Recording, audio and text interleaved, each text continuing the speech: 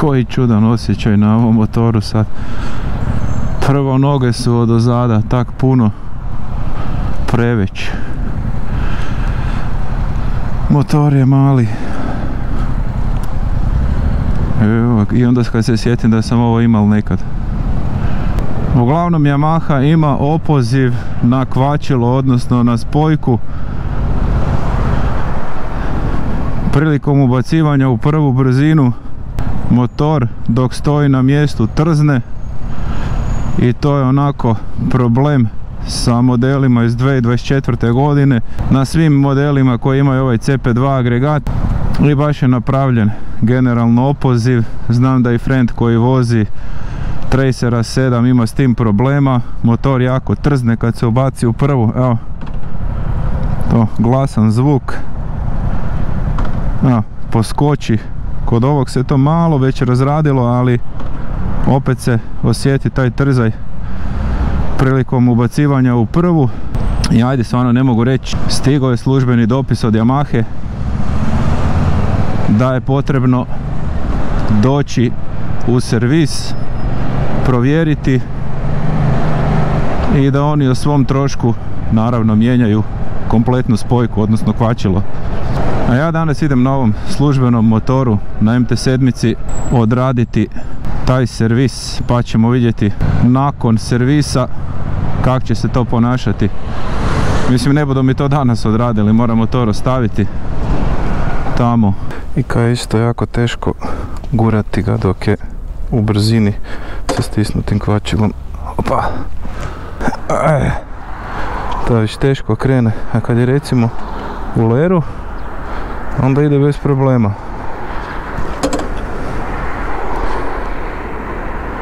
Da, ta spojka, odnosno kvačilo koje je na opozivu, malo se samo je to nešto kao razradilo. Tak su oni rekli da bu to kao prošlo, da bu se to razradilo. Na kraju ipak tvornica poslala upute da se odradi taj opoziv i promjena.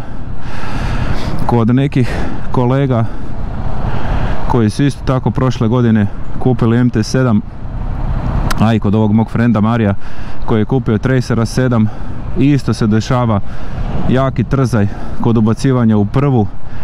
Kod nekih je bila čak i situacija kad se u pokretu izbaci iz prve recimo u neutralni i pusti se kvačilo, motor i dalje vuče, motor i dalje ide napred, ne zaustavlja se. A sad bi ovaj servis to trebao riješiti. Poštovani vlasniče Yamaha motocikla, prema podacima kojima raspolažemo, u vašem se vlasništvu nalazi Yamaha MT-07A niže navedenog broja šasije. Nažalost, moramo vas obavijestiti kako je tvornica na navedenom modelu u procesu neprekidne kontrole kvalitete proizvoda primijetila potencijalne nedostatke povezane sa sigurnošću.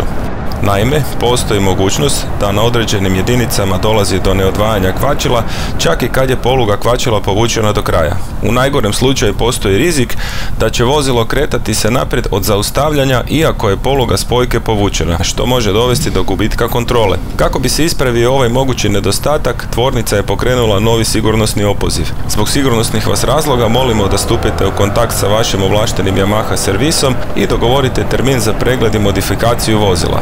Molimo vas da prilikom posjete servisu ponesete i ovo pismo. Pregled i popravak za vas su naravno besplatni. Ispričavamo se zbog mogućih problema ili neugodnosti prouzročenih ovom modifikacijom. Usprkos tome, nadamo se da ćete ovu obavijest primiti s razumijevanjem. Spomenuta je modifikacija važna zbog vaše sigurnosti, kao i zbog ispravnog funkcioniranja vašeg motocikla. U slučaju da se vozilo više ne nalazi u vašem vlasništvu, ljubazno vas molimo da nam što prije dostavite podatke o novom vlasniku. Zahvaljujemo na razumijevanju, srdačan pozdrav!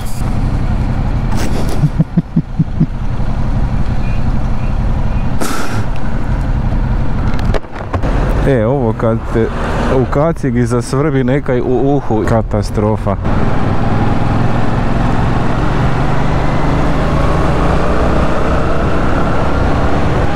Jedino kaj je prednost ovih nakeda kaj su ovak po gradu poskočniji i agilniji, da tak kažem.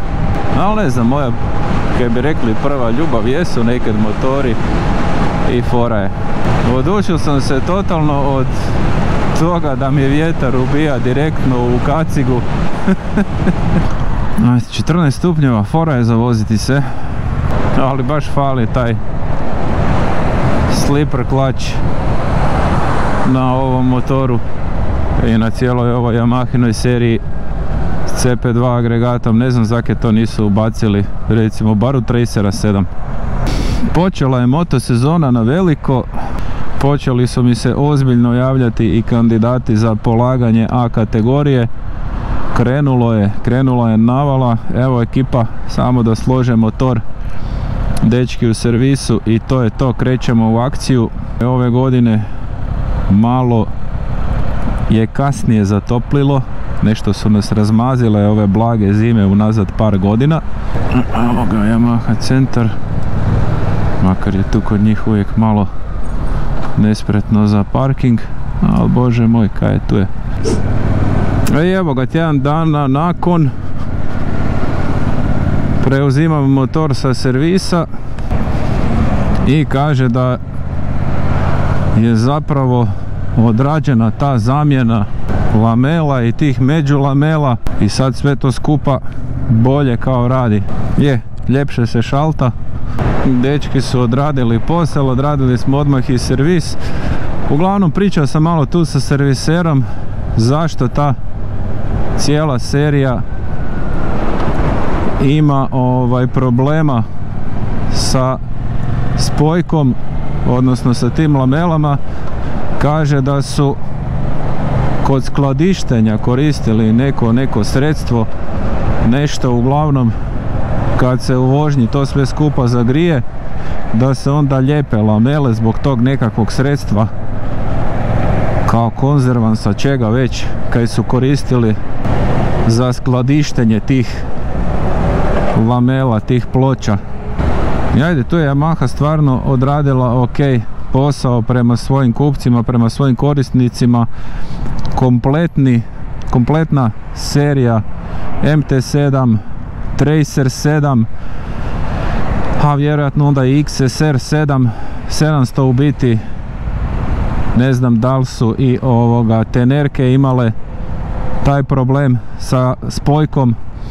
Uglavnom opoziv je odrađen na većinu tih modela iz 2024. sa CP2 agregatom, koji je zapravo bio problem. Pa prilikom ubacivanja u prvu brzinu, evo i sad isto malo motor skoči, ali kaže mi serviser da to nije do toga.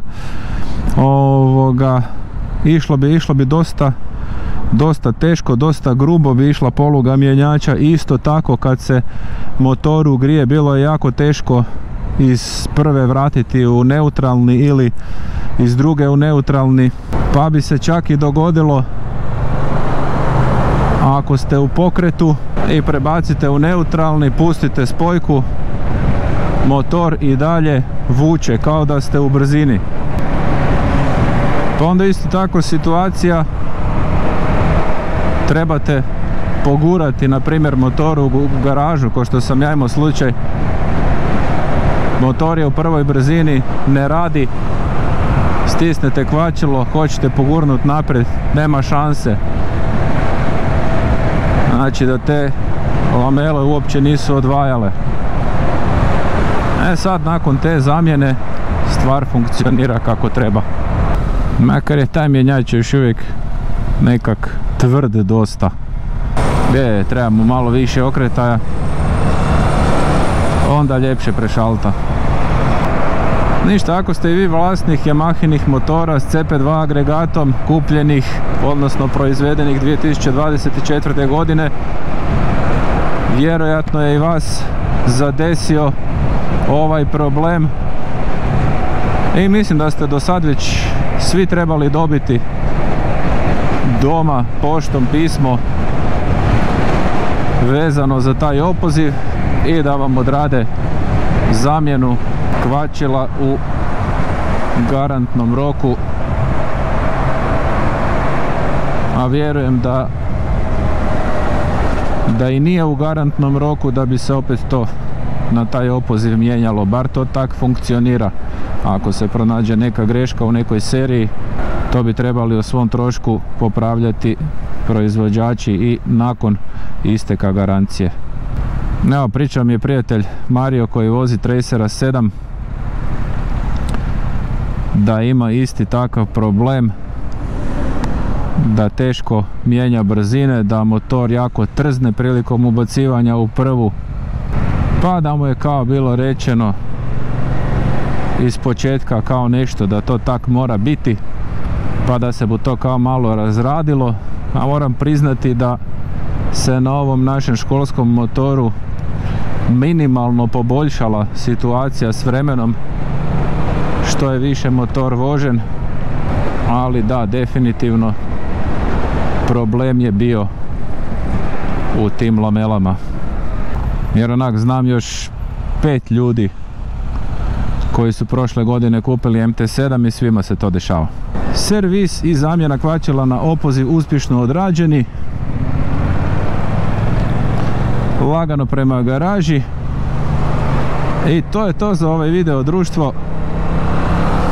Ako vam se sviđa, stisnite like, zapratite kanal, vozite sigurno.